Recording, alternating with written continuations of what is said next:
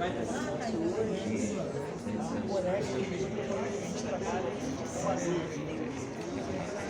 que ainda tem lá?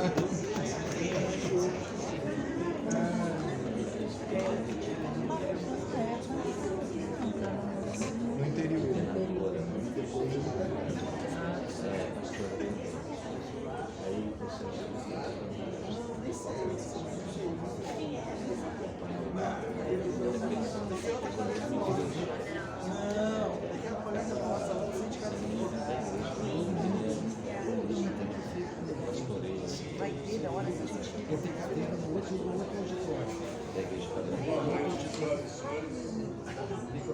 Aniversário de 6 anos da Caleste e posse dos novos acadêmicos, com outorga de homenagem às diversas personalidades. Convidamos o ilustre acadêmico da Academia de Letras Jurídicas do Estado do Espírito Santo, Dr. Líbero Penelo de Carvalho Filho, para ministrar a sua fala sobre o tema Considerações sobre a reforma do Código Penal.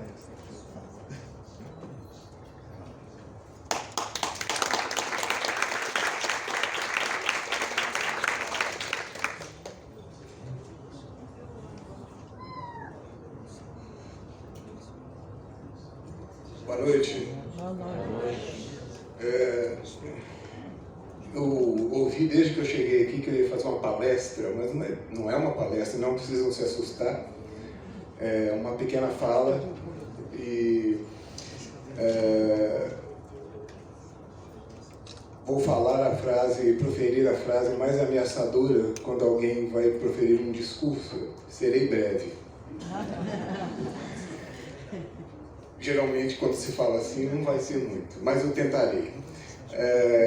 A gente está... Primeiro, eu queria agradecer muito aos presentes, aos membros da Academia do Trovadores, aos membros da Academia de Letras Jurídicas, agradecer à Assembleia que proporcionou o espaço,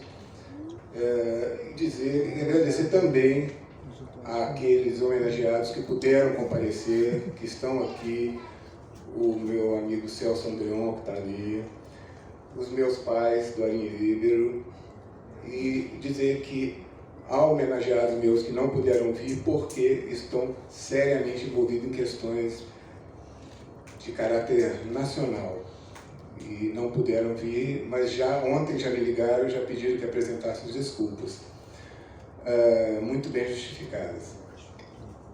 Eu escolhi esse tema do Código Penal, por quê? Porque ele é um tema que não pode ser tratado em 15, 20 minutos aqui, de uma maneira mais rápida, sem, no entanto, perder a sua essência.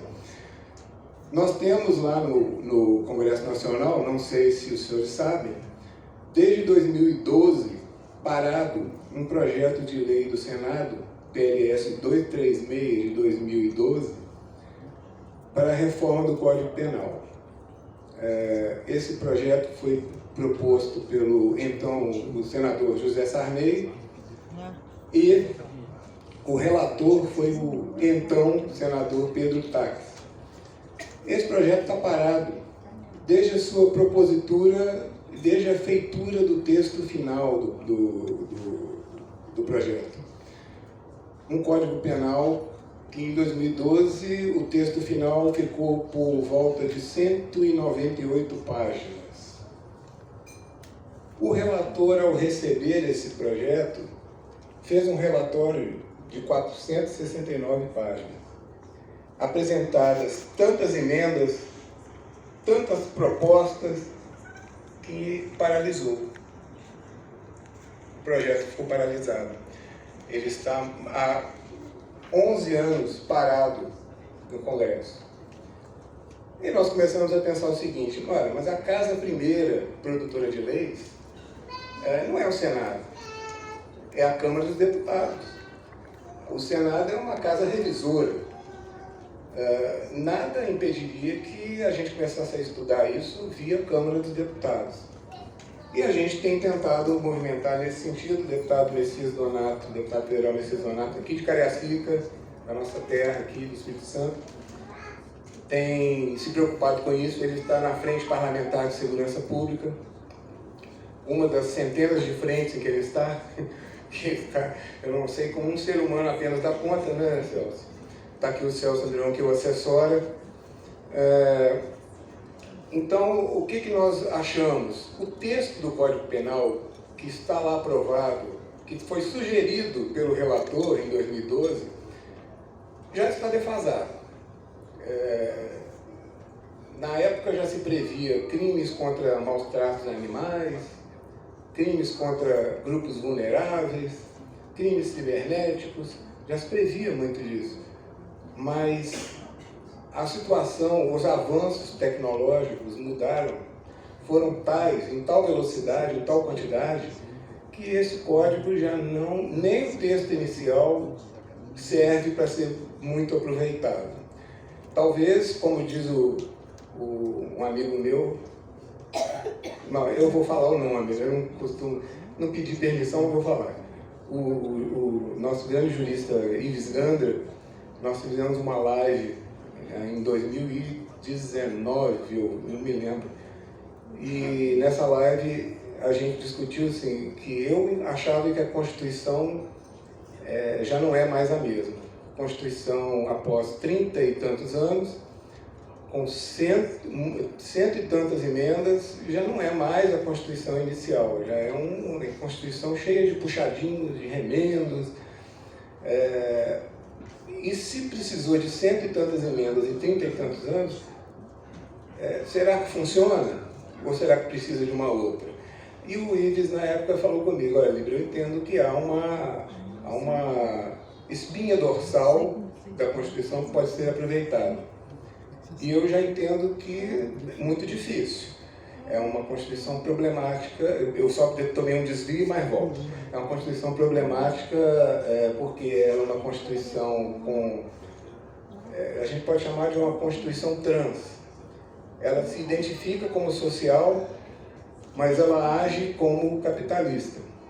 Então, ao mesmo tempo em que ela tem um artigo 5º, ela tem um artigo que fala da liberdade da iniciativa privada, defesa da propriedade. Então, é muito complicado. Ela nasceu, quem estava vivo aqui na época e se lembra, sabe que ela nasceu numa época em que havia uma mudança de panorama político no país, havia um afã de sair de um regime anterior para entrar num regime que se prometia ser melhor e mais democrático, né? Então ela foi feita com alguns enganos, como, por exemplo, tentar agregar o social com o capital, coisa difícil. Não ficou muito bem feita. Uma Constituição prolixa, muito longa, inchada, realmente. Não vou nem citar aqui o exemplo do Colégio Pedro II, porque todo mundo já deve saber, né? O exemplo do Colégio Pedro II. Quem está na área de direito sabe que é uma matéria que nem deveria estar na Constituição está. Voltando, então, ao Código Penal, nós temos que o Código Penal, ele proposto em 2012, ele pode ter uma espinha dorsal que se aproveite, nas palavras do Ives, mas ele já está defasado.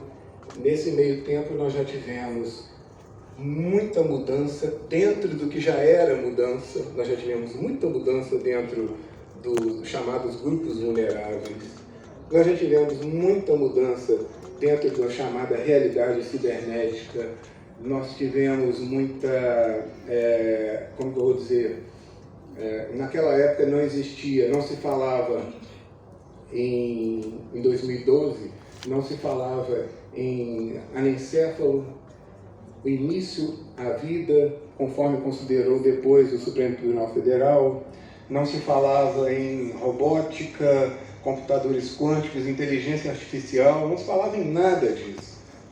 E isso tudo está acontecendo agora, mudando totalmente a realidade.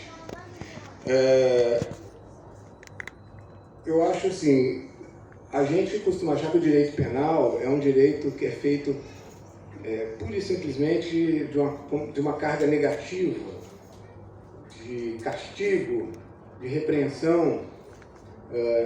O filósofo francês Foucault dizia que houve uma grande mudança quando os castigos passaram de físicos para psicológicos. Ou seja, o indivíduo, ao invés de ser condenado a 30 chibatadas em praça pública, passou a ser condenado a 2 anos em prisão.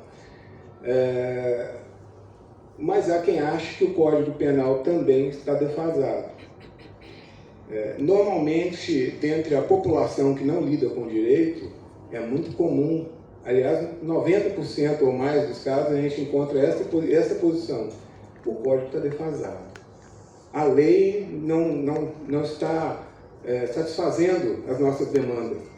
Eu tive um grande professor na faculdade que se chamava Antônio José Miguel Felrosa, que foi desembargador, que é pai do Pedro Felrosa, também desembargador do Tribunal de Justiça.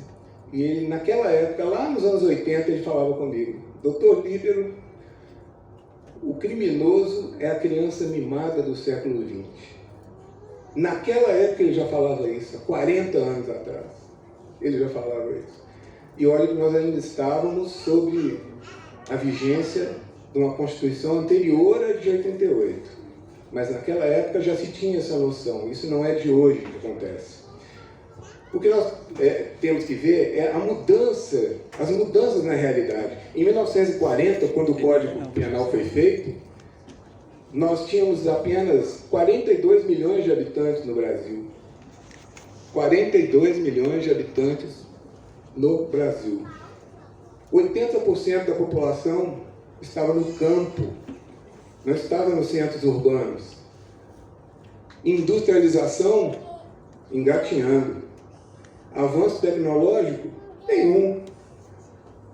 Então, nós ainda estávamos em pleno curso da Segunda Guerra Mundial. A realidade, em qualquer panorama que você olha, era diferente. E as leis penais se arrastando, não mudam. E a população anda na velocidade da luz, as mudanças sociais. E as mudanças legislativas, o passo de tartaruga.